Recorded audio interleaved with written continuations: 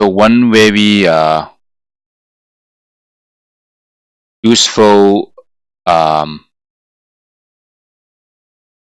function is called pivot table. So the pivot table is basically to do some conditional product and sum and average in a single table. So you can either filter it and do the job, or in pivot table. So to do so, you go to the insert pivot table and select where you want and put it where you want, and then you will handle it. So let's go to the spreadsheet.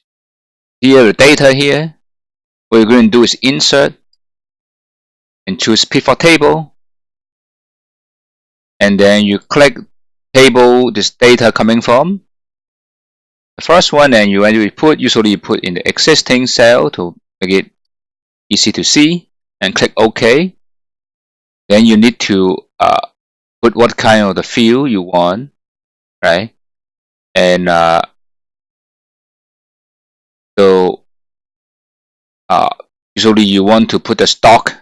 Say I want to each row. What do you want? Is the stock maybe stock?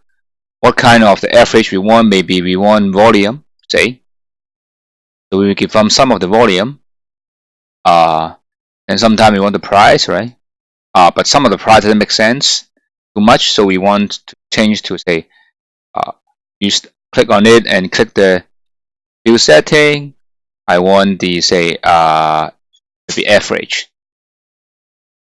Then I have average volume, some average price, some of the volume, but sometimes I also want average volume, so I move again and change to average. Then you will see that it's rather easy to do the filtering and the subtotal. Okay, so this is very useful. Pivot table. Okay, thank you.